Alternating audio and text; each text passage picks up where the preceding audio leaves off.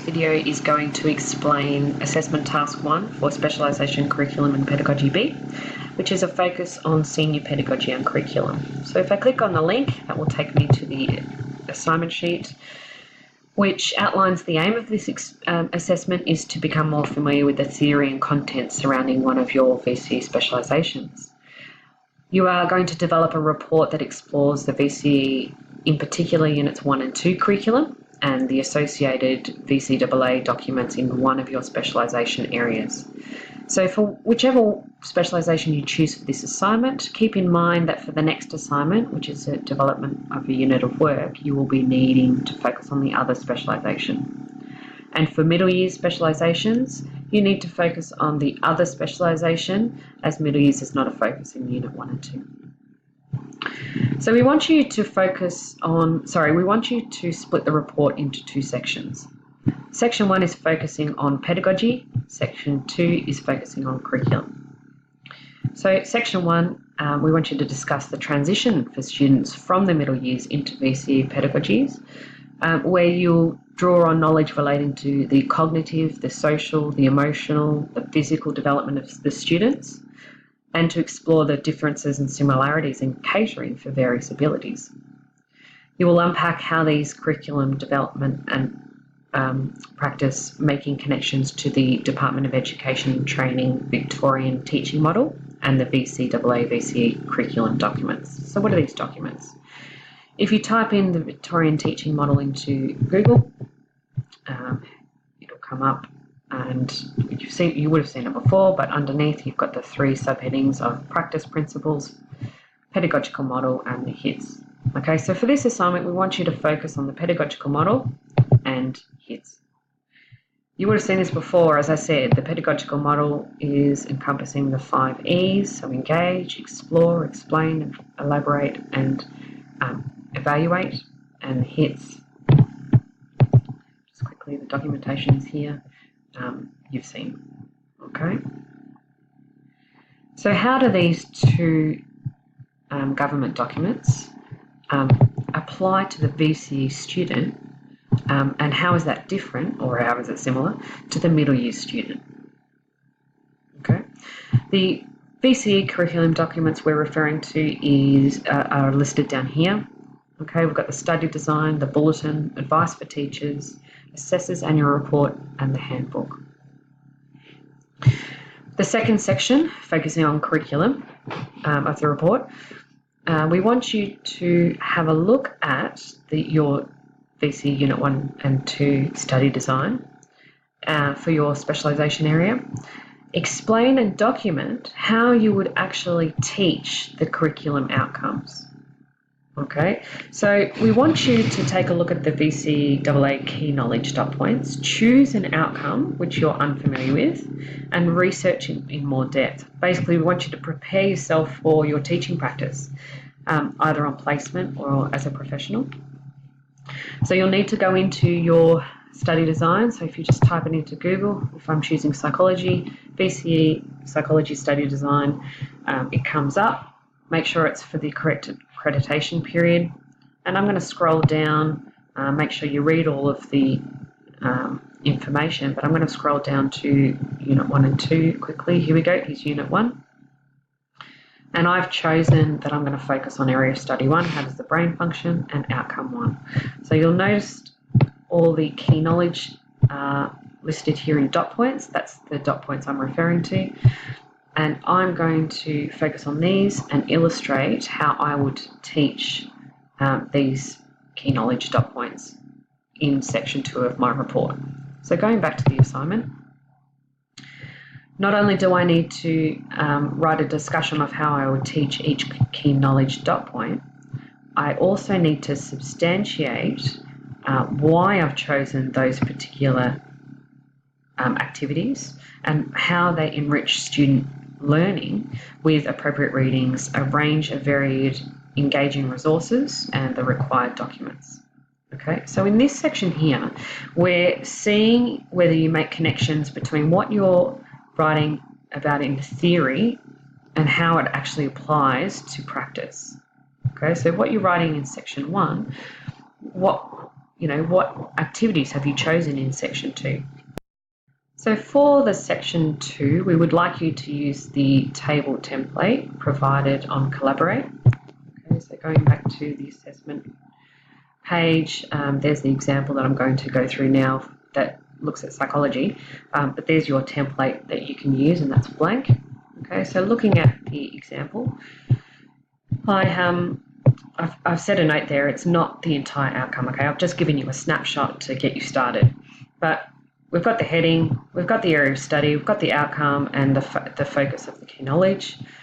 The first column is going to be a cut and paste from the study design. Okay, so this first one here will be the first key knowledge dot point as it looks in the study design. Okay, so this is the basic structure and function of the central nervous system. Okay, so that is word for word what is in the study design. You may also include the skills. So, for art, maths, science, PE, there's going to be skills that are required for the students to demonstrate, and you would put them word for word in the first column. In the second column, that's the activities, okay? We want varied, we want engaging, we want ones that are going to support inclusion and differentiation. So these are the tasks that the students are going to experience. Use references where appropriate. Okay, you can have a look at my examples here. I've used a bit of referencing when I haven't come up with it myself. And the reasoning is in the last column. So why have you actually chosen that particular activity to support, understanding of this particular key knowledge? Okay, so I've said, it supports collaborative learning because you're working in pairs.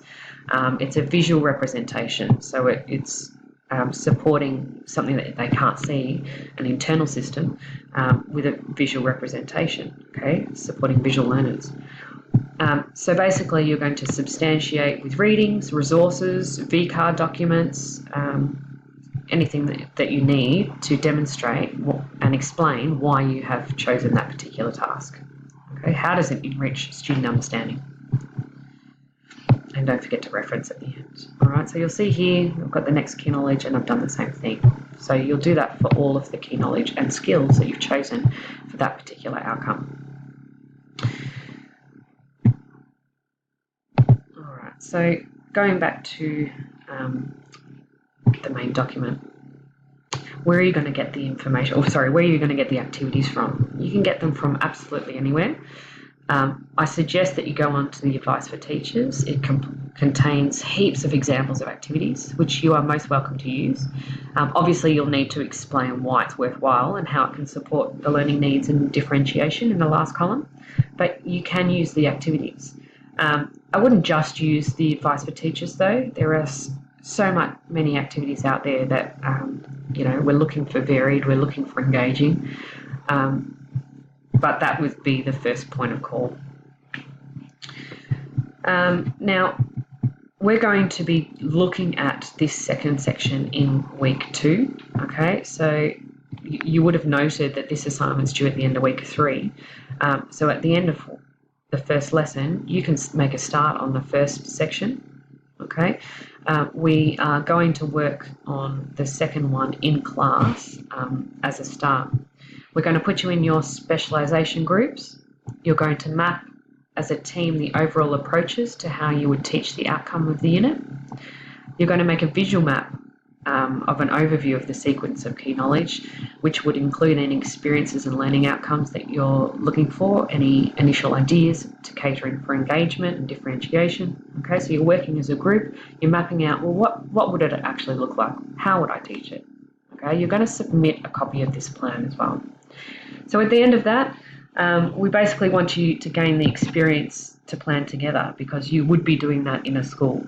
And you will choose at the completion of that meeting who is going to be doing what outcome. Okay, one person will be doing outcome 1, next person will be doing outcome 2, etc., for VC Unit 1 and 2.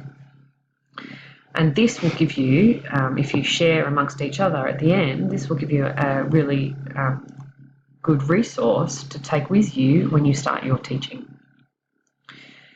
So in terms of the rubric, we're going to assess you in section 1 for the first 2 criteria and section 2 for the second 2 criteria. Okay, so how in the first criteria in section 1,